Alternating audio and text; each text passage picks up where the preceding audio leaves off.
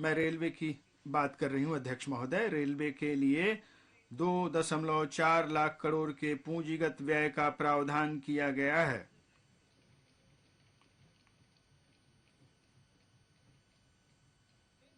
अब तक का यह सर्वाधिक परिव्यय वर्ष 2013-14 में किए गए परिव्यय से लगभग 9 गुना ज्यादा है।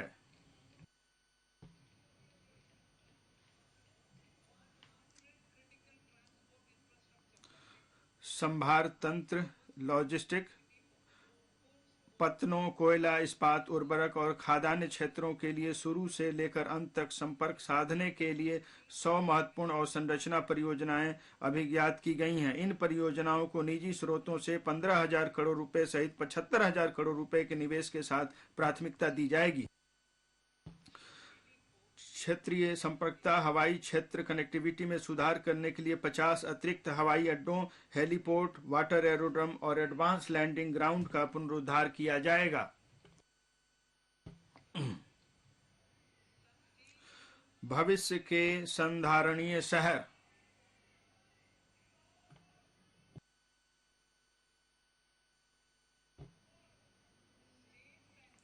राज्यों और शहरों को इस बात के लिए प्रोत्साहित किया जाएगा कि वे हमारे शहरों को भविष्य के संधारणीय शहरों में रूपांतरित करने के लिए शहरी आयोजना सुधार और कार्रवाइयां करें। इसके लिए भूमि संसाधनों का कुशल उपयोग करना, शहरी अवसंरचना के लिए पर्याप्त संसाधनों का सृजन करना होगा, पारगमन उन्मुखी विकास करना होगा, शहरी भूमि की उपलब्धता और वहनीयता बढ़ानी होगी और सभी के लिए अवसर प्रदान करने होंगे। म्युनिसिपल बॉन्ड के लिए शहरों को तैयार करना, संपत्ति कर व्यवस्था में सुधार लाकर और शहरी अवसंरचना पर प्रयोक्ता प्रभार लगाकर शहरों को म्युनिसिपल बॉन्ड के लिए अपनी ऋण प्राप्ति योग्यता में सुधार करने के लिए प्रोत्साहित किया जाएगा। शहरी अवसंरचना विकास निधि IRDF की तरह प्राथमिकता प्राप्त क्षेत्र उधारी न्यूनता के उपयोग के माध्यम से शहरी अवसंरचना विकास निधि की स्थापना की जाएगी। इसका प्रबंधन राष्ट्रीय आवास बैंक द्वारा किया जाएगा और इसका उपयोग टियर 2 और टियर 3 शहरों में शहरी अवसंरचना के विकास सृजन हेतु सार्वजनिक एजेंसियों द्वारा किया जाएगा।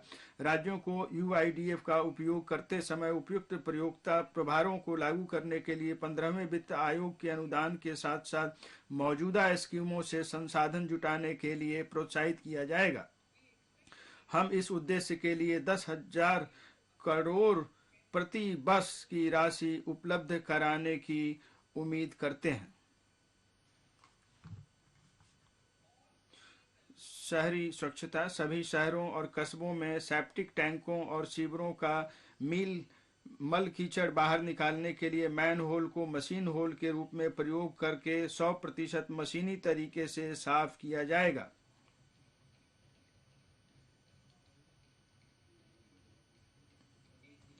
सूखे और गीले अपशिष्ट के वैज्ञानिक प्रबंधन पर विशेष ध्यान दिया जाएगा। माननीय अध्यक्ष महोदय, हमारे प्रधानमंत्री जी ने कहा है कि सुशासन राष्ट्र की नीति का प्रगति का मूल मंत्र है। हमारी सरकार ऐसी पारदर्शी और जवाबदेह प्रशासन की व्यवस्था करने के लिए प्रतिबद्ध है जो आम नागरिक की बेहतरी और कल्याण के लिए कार्य करे। मिशन कर्मयोगी।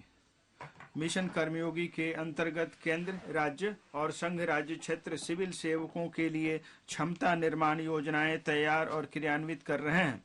सरकार ने एकीकृत ऑनलाइन प्रशिक्षण के लिए आई गॉट कर्मयोगी नामक एक प्लेटफॉर्म भी शुरू किया है, जिस पर लाखों सरकारी कर्मचारियों को अपने कौशलों का उन्नयन करने के लिए और लोक केंद्रित दृष्टिकोण अपनाने के लिए निरंतर सीखने के अवसर मिलेंगे।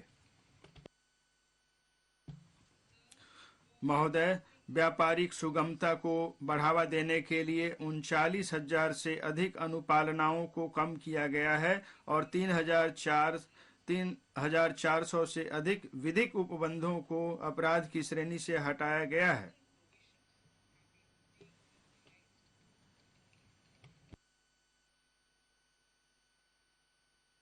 विश्वास आधारित शासन को बढ़ावा देने के लिए हमने 42 केंद्रीय अधिनियमों में संशोधन करने के लिए जन विश्वास विधेयक पेश किया है। इस बजट में हमारी अर्थव्यवस्था के सामर्थ्य को सामने लाने के लिए अनेक उपायों का प्रस्ताव किया गया है। कृत्रिम बुद्धिमत्ता आर्टिफिशियल इंटेलिजेंस के लिए उत्कृष्टता केंद्र कृत्रिम बुद्धिमत्ता को भारत में बनाएं और कृत्रिम बुद्धिमत्ता से भारत के लिए कार्य कराएं के विजन को साकार करने के लिए देश के शीर्ष शैक्षिक संस्थानों में कृत्रिम बुद्धिमत्ता के लिए 3 उत्कृष्टता केंद्र स्थापित किए जाएंगे। अग्रणी उद्योगपति कृषि, स्वास्थ्य और संधारणीय शहरों के क्षेत्रों में बहुविषयक अनुसंधान कराने, अत्याधुनिक एप्लीकेशन तैयार करने और मापनीय समस्याओं के समाधान तैयार करने में सहभागी होंगे। इससे कृषि बुद्धिमत्ता के कारगर इकोसिस्टम को प्रेरित करने और इस क्षेत्र में गुणवत्ता मानव संसाधनों को प्रशिक्षित किया जा सकेगा। राष्ट्रीय डाटा शासन नीति स्टार्टअप्स और शिक्षाविदों द्वारा नवाचार और अनुसंधान शुरू करने के लिए राष्ट्रीय डाटा शासन नीति लाई जाएगी।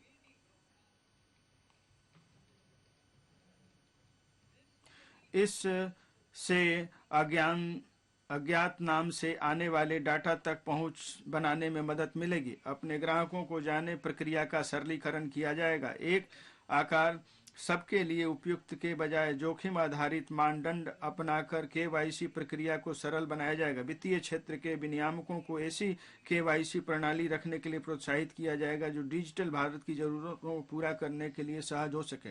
पहचान और पते के अद्यतनीकरण के लिए वन स्टॉप समाधान विभिन्न सरकारी एजेंसियों, विनियामकों और विनियमित निकायों द्वारा बनाए रखे गए व्यक्तियों की पहचान और पते के मिलान और अद्यतनीकरण के लिए वन स्टॉप समाधान की व्यवस्था की जाएगी, जिससे डिजी लॉकर सेवा और आधार का मूलभूत पहचान के रूप में प्रयोग किया जाएगा।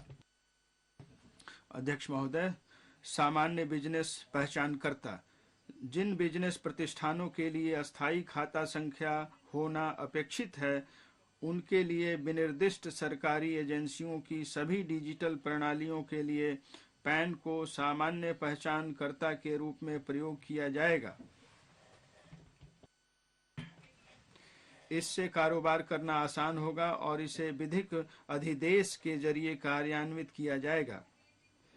एकीकृत फाइलिंग प्रक्रिया एक ही सूचना को विभिन्न सरकारी एजेंसियों के पास अलग अलग प्रस्तुत करने की अपेक्षा से बचने के लिए एकीकृत फाइलिंग प्रक्रिया वाली प्रणाली स्थापित की जाएगी। सूचना या विवरणी को एक सामान्य पोर्टल पर सरलीकृत प्रारूपों में दायर करने के इस प्रक्रिया को दायरकर्ताओं के विकल्प के अनुसार अन्य एजेंसियों के साथ साझा किया जाएगा। विवाद से विश्वास एक सूक्ष्म लघु मध्यम उद्यमों एमएसएमई के लिए राहत। कोविड अवधि के दौरान यदि एमएसएमई अपनी संविदाओं को निष्पादित करने में विफल रहे तो बोली या निष्पादन प्रतिभूति से संबंधित जब्त राशि का 95% भाग सरकार और सरकारी उपक्रमों द्वारा उन्हें लौटा दिया जाएगा। इससे एमएसएमई को राहत मिलेगी। से विश्वास